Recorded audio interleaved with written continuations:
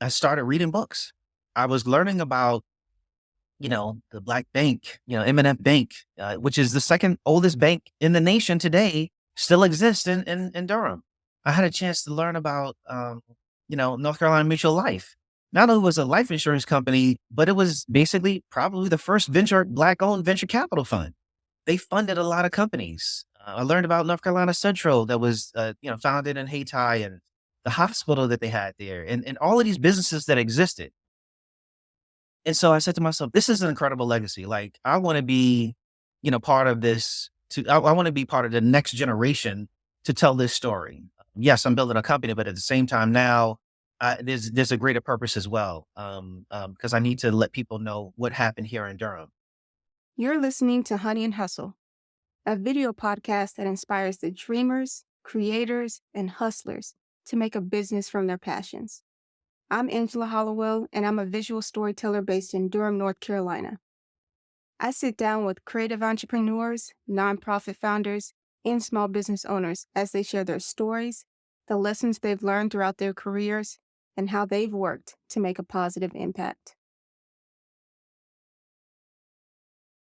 Hey everyone, my name is Angela Hollowell. I am your host here at Honey and Hustle, and today I am joined by my good friend Cary Wheelous. He is the CEO and founder of the Hayti app, modeled after the Hayti community in part here in Durham, North Carolina. Cary, thank you so much for joining me today.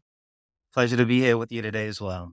Yeah, so for people who aren't from Durham and who are watching and listening to this right now, or even people who are from Durham and just are not familiar with the Hayti legacy and community here in Durham, North Carolina, can you tell us a little bit about the inspiration for the name of your business and app?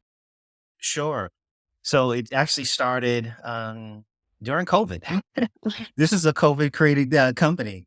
During COVID, I was working on a project, and my company was affected by COVID. And as a result, I was sitting home one day looking at the news, and unfortunately, I found out about the grandson of the Carolina Times, Mr. Edmonds. He had passed away, and when the Carolina Times the family said that with his passing that they would not continue really, working on a paper. And, the Carolina Times had been around from the 1920s. It was a, legacy paper providing, news and information for the Durham community. And I said to myself, wow, here we go. Another, black publication is going out of business. And I said, this has to end. This has to stop. And then, I started, I think, reading more news in 2020 than ever before. And I started to look at I use news aggregators. I use Google News. I use Apple News. I have, you know, other apps on my phone for news. But in my feed, I wasn't seeing a lot of content from Black publishers. So I started counting the number of publishers, Black publishers on these other platforms.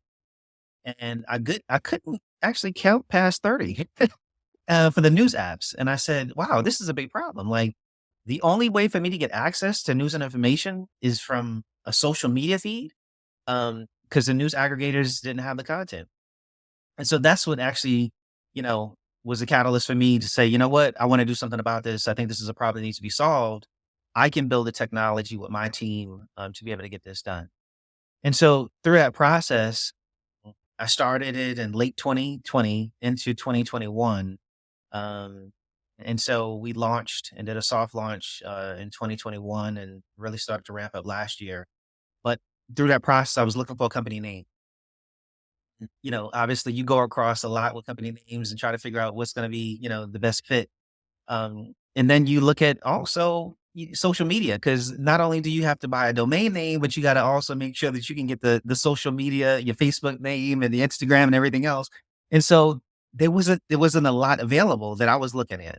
Um, as it turns out, somebody was selling a 5 character domain and it was heytie.com. And I said to myself, I can't believe this. Somebody selling a 5 character domain name and it's, Hayti, the legacy that took place here at Black Wall Street, North Carolina's Black Wall Street is amazing that the world doesn't know about and the world needs to know about. And so I acquired the name and I said, this is going to be the name that I'm going to use to be able to build out my app. And so, that's what basically started. And that's why, the name actually came together.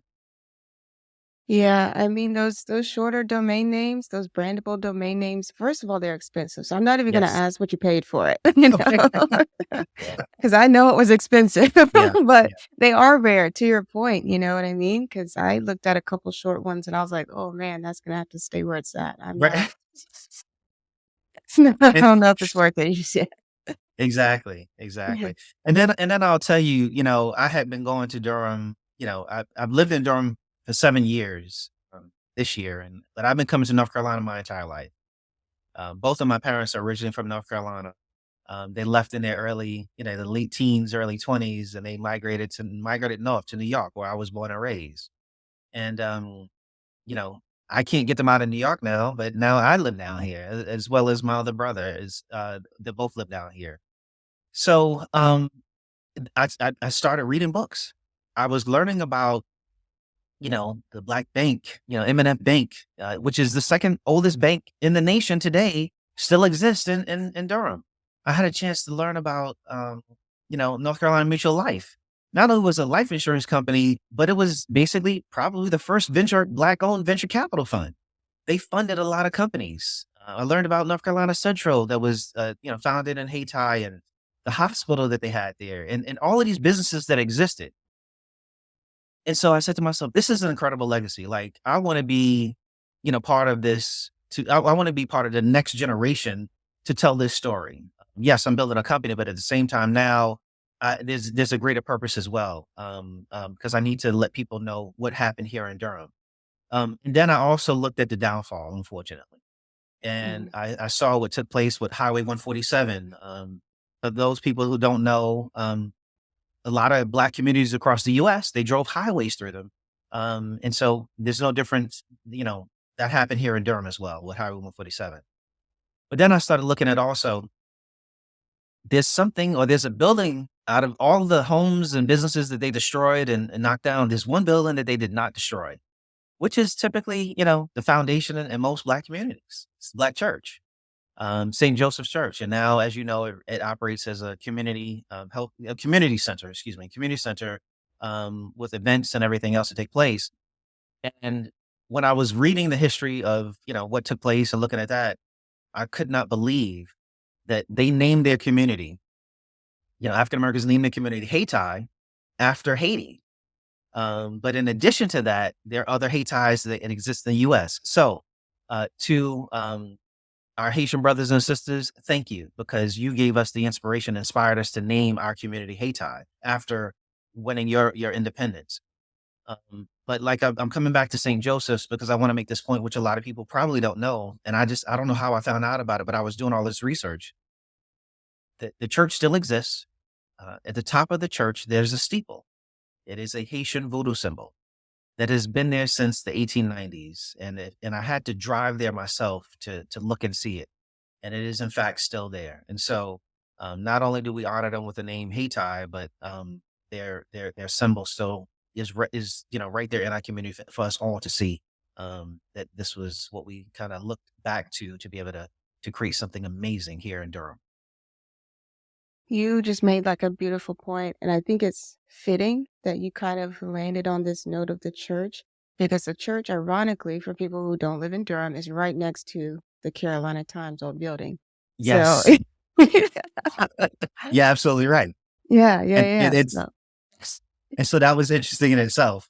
And so, literally you walk around the corner and the Carolina Times is right there. So all of this was taking place, in the early 1900s, as they were building and growing together. And like I said, it's an amazing story that has to be told, because I've been to Tulsa. Can't take mhm. anything away. They had an amazing run with their Black Wall Street. And so, um, but we also, here in North Carolina, since I'm here, I want to be able to make sure that our stories are told everywhere, whether it's Tulsa, whether it's Hayti, whether it was the first Black Wall Street. Because let's talk about it. The first Black Wall Street that existed was Jackson Wood in Virginia. The second was Hayti in Durham, North Carolina. The third was Tulsa, and so I wanted to make sure that that actually gets out there too. Yeah, thank you for recommending, like, establishing that timeline because I kept telling people, like, Durham's Black Wall Street happened before Tulsa. or it Yeah, came to fruition before Tulsa, and people are like, "What are you talking about?" And I'm like, "What?" But I didn't even know that there's a place in Virginia that had one before Durham, so now it's, like, yeah, all kinda making sense, um, mhm, unfortunately, but, yeah, the legacy is still there, Paris Street is still there, and so exactly. we have something. Um so before we get into the Hayti app, which I definitely want to dive into, right? On some level, there is this concept of and movement towards buying black and buying back the neighborhood. And that's like something that a lot of black entrepreneurs strive for. In your Mhm. own way, you are buying back, black digital space. You know what I mean? If you think about space and the spaces that we occupy, you're buying that back because now people are not having to depend on traditional media aggregators, news aggregators to find Black owned media. So tell me a little bit about the concept of taking up digital space. Yeah, so, this is really interesting, because our publishers, as we talked, are basically, dying off. Um, it is difficult to drive traffic, to any publication that you have. Podcasters deal with this too from time to time. Obviously, they're looking for listeners, but for the publishers, they're looking for readers. And so, in the digital space now, everybody has to deal with the algorithm, and I'll come back to that, and I actually discuss that now, and I'll say this: everybody has a feed, and so your feed is filled with content from based on the algorithm that they think that you want to be able to see and view.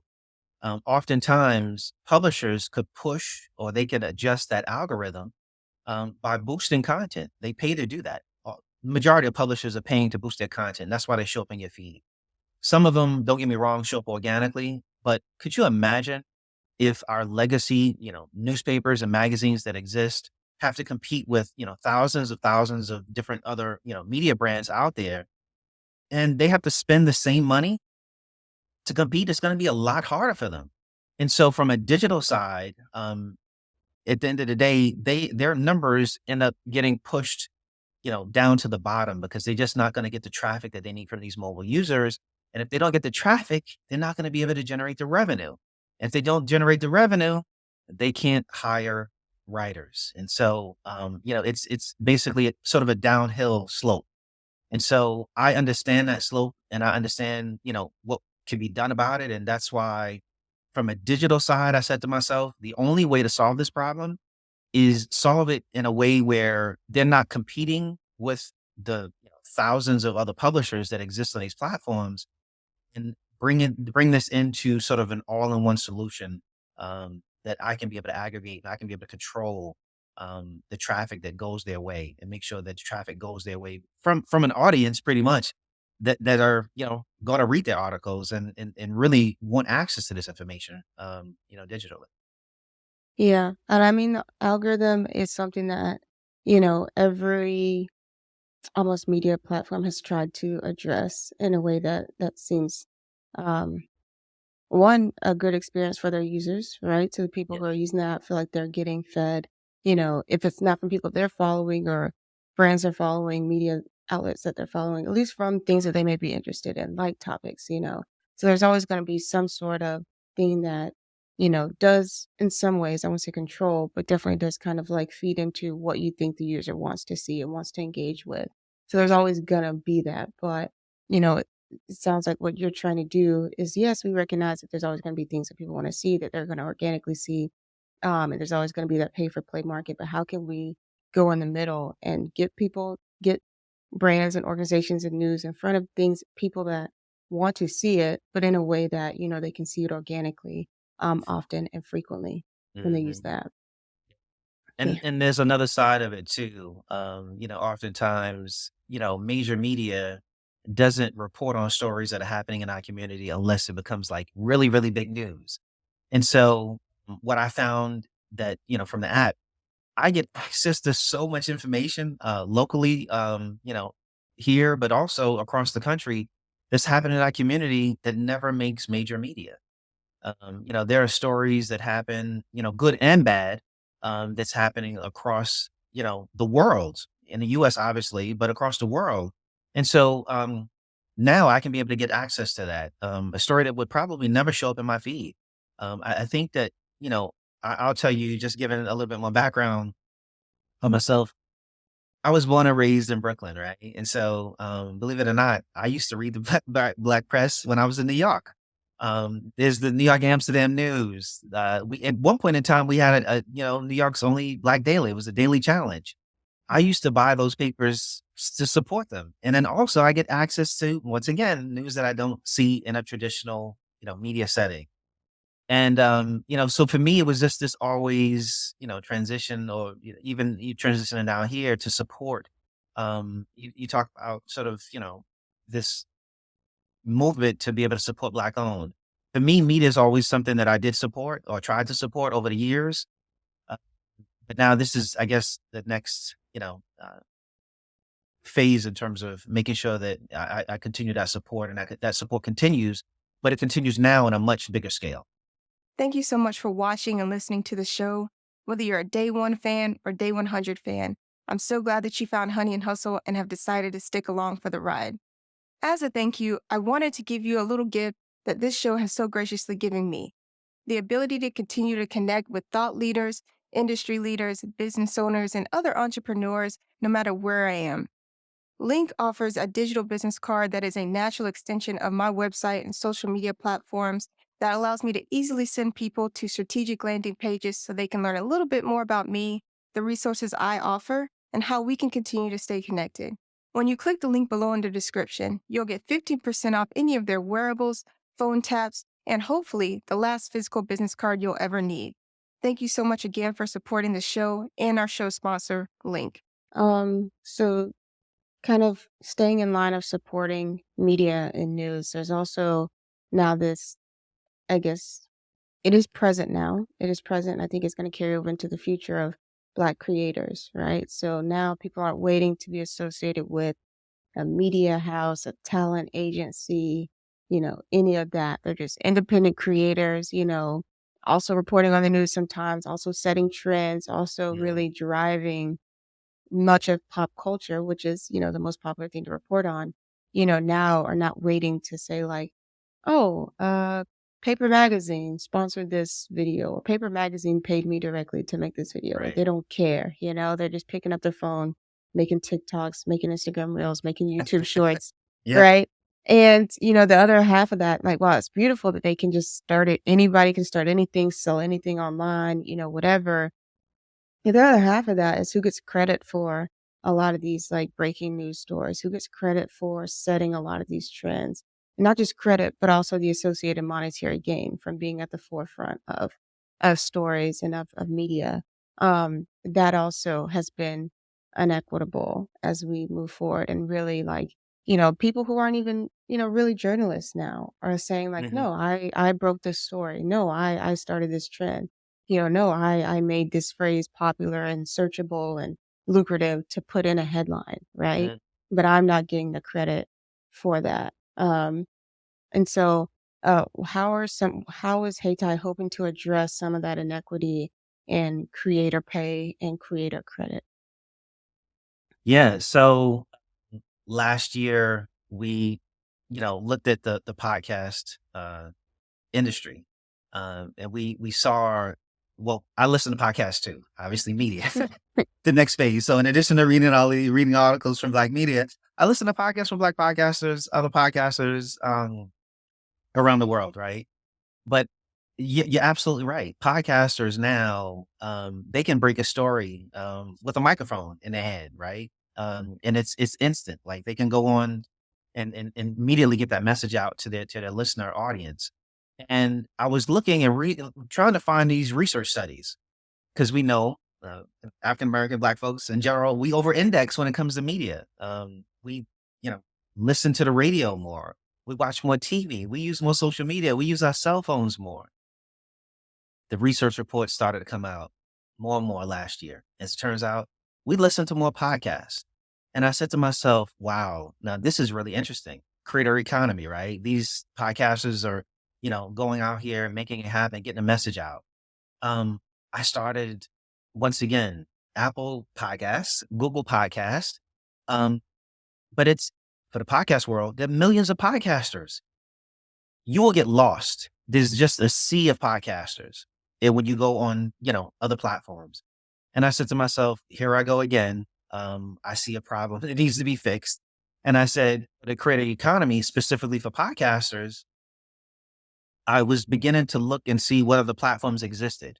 And I realized nobody had a really large platform or aggregated or curated content from the Black podcasters. So as it turns out, uh, I started work on it. And 3 weeks ago, Hayti is in beta right now, but Hayti has become the largest Black-owned podcast app. So not only news, but we're also the largest Black podcast app. So we have over 2,000 Black podcasters, including Honey and Hustle, on our app that you can be able to easily access. And now, for the first time, everything is categorized. Anybody who's interested in that content get access to it. And then I started talking to a lot of the podcasters. We talk about creator economy. I'm going to probably mention that a lot here. But the podcasters, they have the same issues as some of the publishers, driving revenue. It's not until, their story gets out there and, they got to do the dog and pony show, try to get these brands to, sponsor their podcast. And they're creating some amazing content like you. But a lot of them said, we want to, obviously we're using other tools and other platforms to be able to monetize our podcast. And I said to myself, well, if you're using other tools to get mobile users to monetize your platform, and I'll just say there's a company that starts with a P. I'm not even going to mention it, right? And so I said to myself, what can I do about that? And I'm working now to do something about that. My goal is to launch this late June, early July, where anybody who comes to use Hayti, they get a chance to read news, they get a chance to listen to podcasts, but at the same time, they can be able to financially support their favorite content creators with a monthly, a one time and or monthly donation, and we'll handle the transaction processing for that particular person. And so I want to do that because people are coming to Hayti to read articles. I'm trying to expose them to podcasters and vice versa. But now I want to be able to help monetize the next generation of these content creators so they can be able to stay, in business for a long time so they can make sure that these stories get out there. And oftentimes, as I mentioned, the only way they're going to get that support is directly from the their audience that's listening or that's reading their articles and information.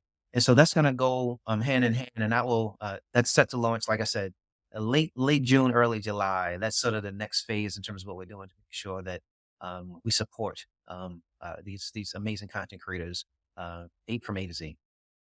Yeah, and that's so great to hear you say that because, when we think about, podcast listening apps as alternatives to your Spotify, your Apple, your Google podcasts, really the biggest one is probably Good Pods, which was fashioned after Goodreads, which is like your friends recommending, podcasts that they like and listen to on the app. So you can kind of get direct recommendations to find shows more quickly. So you're not depending on, a Spotify top 10, Apple, ranked Mhm. lists, Yep. right? To get seen because obviously they're not gonna cater to indie podcasters who are just starting up, right? Who may Yes. be just making just as good a show as, the bigger names out there. No shade to the bigger names, they're awesome, but they often, are not necessarily reflective of the community who probably listens to podcasts the most. So Exactly. so there's that. And Good Pods has incorporated kind of like a support button but again, in terms of really organic reach and really finding, like podcasts, if you are listening solo and you maybe don't have friends that are using that app, how Hmm. do you find people, right? So being able to have I think media aggregation is very interesting as a concept now. And I think we're about to see how important that is now that we're seeing a shift in the journalism community and like news media community with so many layoffs happening. And Spotify has been a part of that. I think they laid off like 6% of their staff this year. Hmm. Um, and so we're seeing a shift in like where are all these people going to go? Because they're not going to stop creating. They're not going to stop looking for a way to publish their news and articles and stories that they've been researching. So where do they go? How do they make a sustainable living? and how do they reach an audience that would really be receptive to those stories. And now we're seeing like here's, we need help on the distribution side and on the payment continuation side of things. So, yeah, the company that starts with a P is great, right? But unless you actually know the name of the creator, it's not actually helping you very much. It's not going to serve you up people that you want to support, you know? Absolutely. And so Yeah. that's why that we're doing the work that we're doing. I say, this my quote is, we're building the future of Black media all in one app. And so we are a truly Hayti is a technology company that supports Black media overall. We're building the technology to support Black media. And, we have the capabilities to send out push notifications to our users via their mobile phone. Mhm. When you come into the app, we are creating um, sections in the podcast section specifically for popular podcasts and also recently played. We're working with the Black Podcasters Association. A lot of people don't know about them, but we're Yeah. working with the Black Podcasters Association. As a matter of fact, I'm going to share this today. We actually have an exclusive agreement with the Black Podcasters Association, and inside Hayti, there is when you go to the podcast page, you will be able to sign up directly to the Black Podcasters Association by Mm. looking at a page. And so we want to be able to, we're working hand in hand now, and that contract, we just got that going.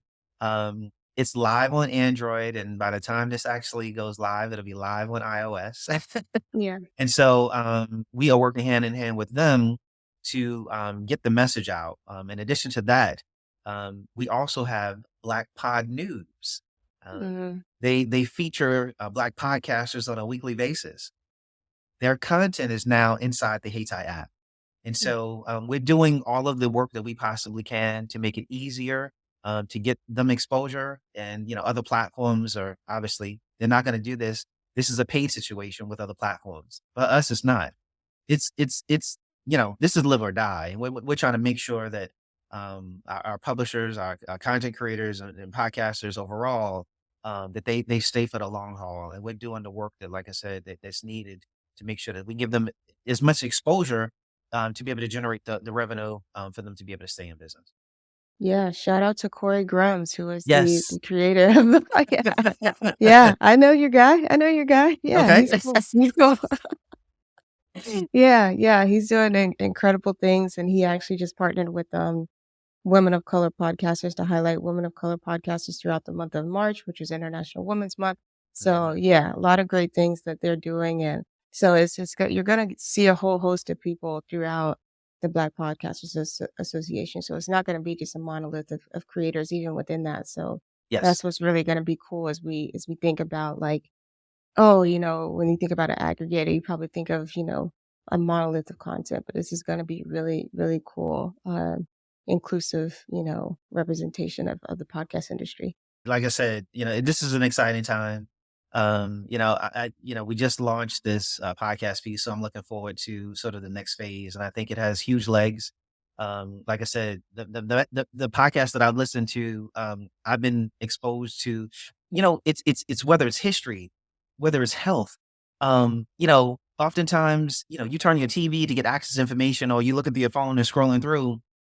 But like I said, you know, that opportunity now exists, and it's so easy now to tap into, and everything is categorized inside the app. And so, we try to make it as simple as possible. Like I said, instead of going on this massive search, you don't have to do that massive search anymore. We try to make it easy for our mobile users, but at the same time, we try to make it easy for our content creators to tap into, like I said, this listener base and viewers of their that consume their content all the time. Yeah. Yeah, so the last question I wanted to end on, and I think you'd be the perfect person to answer this is, you specifically said, Hayti is a tech company that supports Black media and news versus Hayti is a Black media news aggregator that just so happens to function through an app, right? So that's a very interesting distinction because we're also seeing in terms of industry, right? A lot of Black people are wanting to get into the tech industry, whether that's via sales, whether that's via project management. They really want to get into the tech industry because of the perceived financial rewards of being in the tech industry. So being able to work remotely, being able to make a good salary, being able to break in without a lot of experience because the industry is so new, right? And everything is teachable to a certain extent. So, there's not a whole lot of degrees that are going to lend itself to the tech industry other than curiosity and a willingness to learn. So we're seeing this spark of people, and I'm not saying people always haven't been interested in Black media because they have, or that that's dying in any way, but we are seeing this definitely emphasis on Black Mhm. people and people in general wanting to get into the tech field. So for people who are interested and just saying like, well, maybe I want to start my own app, or maybe I want to break into the tech industry, what are some recommendations you have for people who may be just looking for a career change and thinking about how they can apply their passions and their interests to tech? Yeah, so that's an interesting question. And so just so you know, this is my first app that I developed. Um, and I really didn't know how much it was gonna cost. I had an idea, I had an estimate, but it ended up costing me way more than I thought. And so it was a learning curve for me. So to help out the people that are listening to this call, listen to this podcast, that are thinking about creating their own app, I tell you go for it, because at the end of the day, there's not a lot of Black-owned apps that exist, and we need more of them in the app stores. That's the first thing. The second thing I would say is that I had some help along the way. Uh, I work here and in every single major city across the U.S. There's probably co-working spaces, and so I've been able to tap into the co-working space here in Durham. That's tapped me into credits, financial credits that I received from AWS for our server. That tapped me into credits for HubSpot for our CMS or content management system. And so you're gonna need a platform to put a server platform to put your app on, a credible platform, a platform that you can be able to scale with.